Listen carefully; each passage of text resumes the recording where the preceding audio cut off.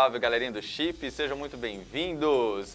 Fim de ano, o ano tá acabando, o programa Chip já tá aqui pensando no que vem pro ano que vem, mas a gente faz nós vamos fazer um revival aqui do que foi das melhores leituras do ano. Não precisamente das coisas que eu já apresentei aqui, eu trago depois, um pouco mais tarde, alguns assuntos que eu já toquei aqui, mas nesse primeiro bloco vem então um top 3, as 3 leituras mais legais e substanciais que eu acho que eu fiz esse ano e eu trago para vocês refletirem aí, fazer aquela leitura marota em casa. A primeira leitura e a primeira dica que eu trago é uma dica que, na verdade, num futuro próximo, 2019, eu vou trazer para vocês um programa especial sobre essa leitura, que é Akira. Akira. Se você nunca ouviu falar, Akira é uma HQ muito importante que foi publicada aqui no Brasil pela Editora Globo, neste formatinho aqui, né, em várias edições. E logo depois de algum tempo, ela foi relançada nesses volumes aqui de encadernadas, compilando a história toda.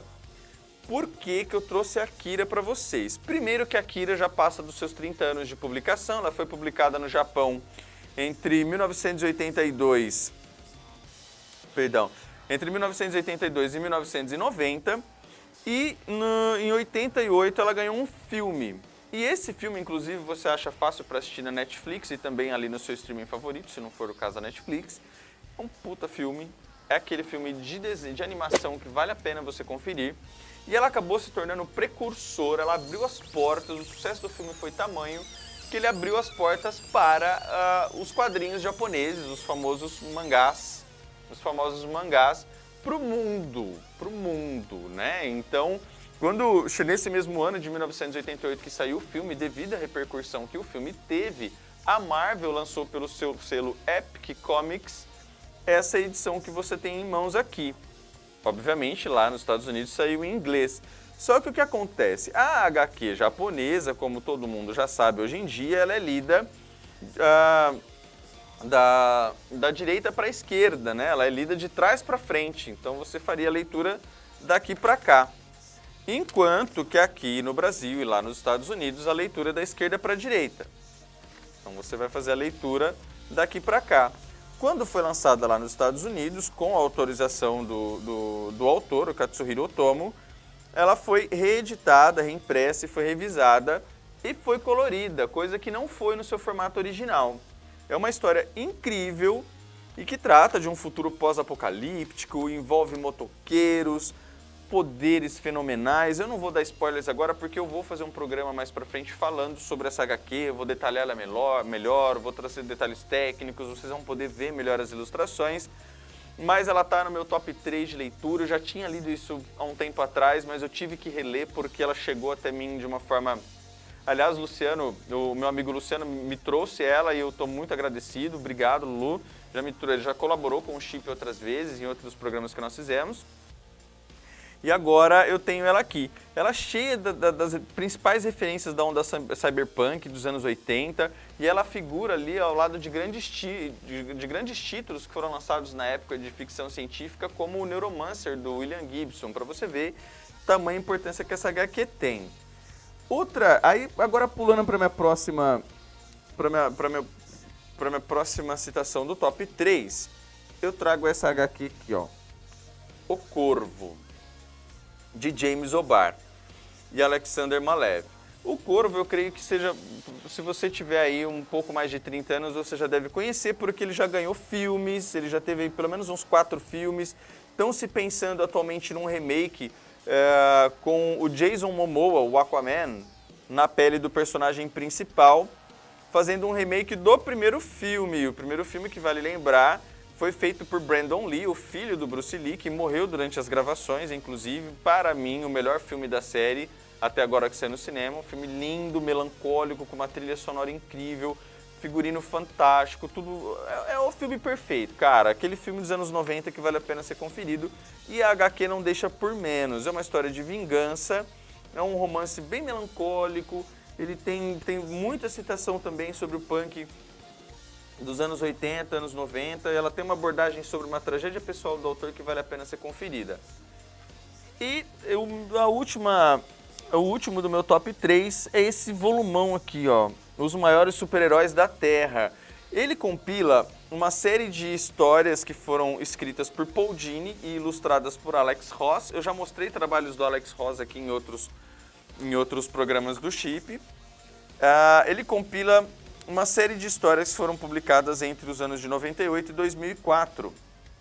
Ela tem Superman Paz na Terra, que conta com o Superman saindo da sua esfera de combate ao crime, vilões e alienígenas e tudo mais, e combatendo a fome pelo mundo. Inclusive, ele até visita o Brasil aqui, numa das suas tentativas de resolver esse problema da fome. Depois nós temos aqui o Batman Guerra ao Crime, que é uma história também muito tocante, que é o Batman tendo que se deparar com pessoas que sofreram as mesmas tragédias que ele, né? Teve o pai, a mãe assassinado e não tiveram os recursos que ele teve de percorrer o mundo e aprender a ser o maior detetive, o maior artista marcial do mundo para combater o crime lá e tentar evitar que isso acontecesse contra as pessoas. Depois nós temos o Capitão Marvel, que hoje é chamado de Shazam e o ano que vem ganha seu próprio filme, tendo que lidar com situações como abuso infantil. Linda história também.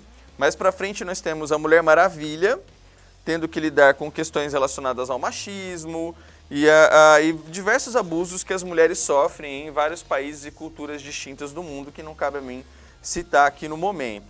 Provavelmente no futuro a gente vem falar novamente dessa edição e eu abordo detalhadamente cada uma dessas histórias. Mais pra frente a gente tem também uma outra que é a Liga da Justiça, e aí nessa história eles reúnem todo mundo sofrendo preconceito juntos. São ótimas dicas, foram as melhores leituras que eu fiz esse ano e eu deixo elas para vocês. No futuro a gente volta a falar de cada uma delas. Eu tinha prometido no programa anterior que eu falaria sobre Crise nas Infinitas Terras, então no próximo bloco a gente vai falar de Crise nas Infinitas Terras. Eu já tinha gravado, então eu vou estar com uma camiseta diferente, por favor não estranhem. E logo mais a gente volta depois da crise, dando um tchauzinho legal aí ao estilo do Chip para vocês, tá bom? Salve, salve, galerinha do Chip, sejam muito bem-vindos. Hoje o Chip está um pouco apocalíptico, né? Tá assim, em viés de fim de mundo, mundos viverão, mundos morrerão e o universo nunca mais será o mesmo. Esse é o plot dessa historinha magnífica e para lá de especial que eu trago para vocês. Aliás, a historinha é reduzir o épico que eu tenho em mãos. Crise nas Infinitas Terras. História publicada em 12 partes em 1986 nos Estados Unidos. Aqui no Brasil foi publicada pela editora Abril, acho que no ano de 87, 88. Foi reeditada e republicada diversas vezes em diversos formatos diferentes e chegou ao seu ápice nessa edição, que é uma edição definitiva dessa história. Ela veio toda recolorida, num papel para lá de especial, e de tão especial que ela reúne pela primeira vez todos os personagens da DC Comics em uma única história, onde eles têm a pequena missão de salvar toda a realidade, uma realidade de universos paralelos. Crise nas Infinitas Terras é um marco das histórias em quadrinhos, não só pela ambição de reunir os principais personagens da editora, mas como também de botar a casa da editora em ordem. O que isso quer dizer?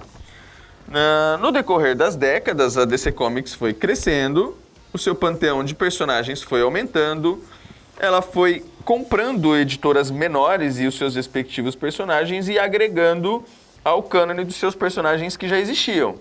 Com isso, os editores foram achando soluções que eram criar terras paralelas para esses personagens, se aproveitando daquela teoria de terras paralelas, onde podem existir diversas terras vibrando em sincronias diferentes, com pequenas diferenças entre si. Com isso, os personagens das outras editoras podiam se encontrar com os personagens principais da DC Comics. Crise nas Infinitas Terras vem e põe um fim nisso tudo.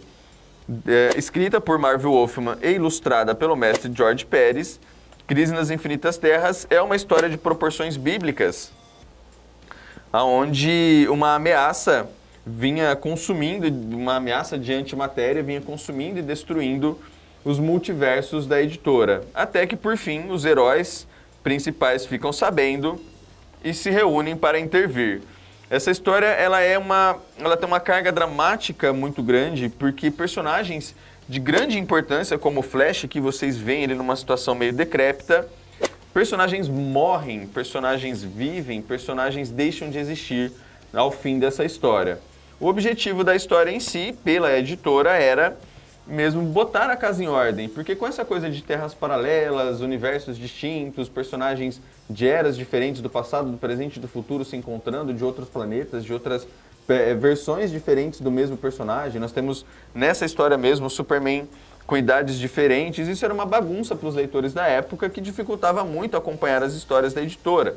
Então, para colocar uma ordem cronológica e revitalizar alguns personagens e rever alguns conceitos de alguns personagens, como o próprio Superman, que era muito overpower, o Superman, cada vez que um escritor tinha uma dificuldade de escrevê-lo, ele simplesmente criava um novo poder, uma nova fraqueza. Ele tinha poderes absurdos de poder mover um planeta com as mãos, enfim, né? Coisas que a narrativa mais ingênua dos anos 50, dos anos 60 permitia, mas que já não era mais cabível ali nos anos 80, onde a narrativa dos personagens vinha mudando drasticamente pelas mãos de escritores como o Frank Miller, tinha o Alan Moore, entre tantos outros, dando um tom mais sério, mais sóbrio e um pouco mais realístico para os personagens. Crise nas Infinitas Terras é a melhor história em quadrinhos que você vai ler e é uma das melhores dicas que eu já trouxe para vocês aqui no Chip.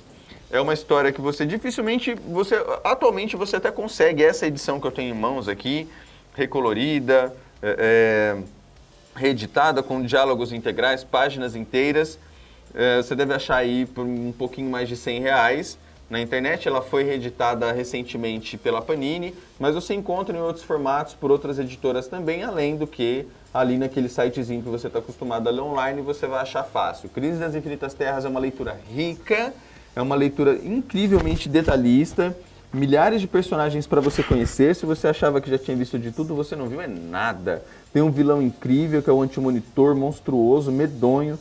Personagens que você jamais achou que veriam morrer, morrem de formas dramáticas, tem sua importância salvando o mundo. Não percam, Crise nas Infinitas Terras é para reler e reler várias vezes, porque cada vez que você faz uma leitura você encontra um personagem novo, um detalhe novo, uma coisa que você tinha deixado de escapar, além de diversas referências científicas, tem aquela carga dramática, psicológica e personagens como você nunca viu antes. Além do que, você ainda tem o crossover da CW para se deliciar, para dar aquela aquecida antes de você começar essa leitura, porque ela vai tomar aí alguns dias da sua vida enquanto você lê e presta atenção nos desenhos magníficos do George Pérez. Não percam Crise nas Infinitas Terras, dica de quadrinhos de hoje, uma das melhores. Muito bem, chegamos ao final de ano, final desse programa. Eu tô aqui abraçadinho com a Crise nas Infinitas Terras, que é a minha favorita, é a minha HQ, é aquela que me trouxe para o mundo dos super-heróis. Eu espero que vocês tenham gostado de saber um pouco mais sobre essa HQ. Espero, inclusive, que você tenha aquela gana de comprá-la, de lê-la online, enfim, de conhecer como eu me diverti. Eu deixo para você, então, um feliz ano novo. Obrigado por ter nos acompanhado nessa jornada até agora. Ano que vem tem mais, ano que vem recheado de novas dicas. A gente vai trazer coisas do mercado nacional, do mercado underground, muito mais super-heróis. E é isso, feliz ano novo, que o 2019 seja ótimo, seja lindo, seja incrível e que traga muito colorido, muita magia e ótimas leituras. Obrigado, Chip no ar.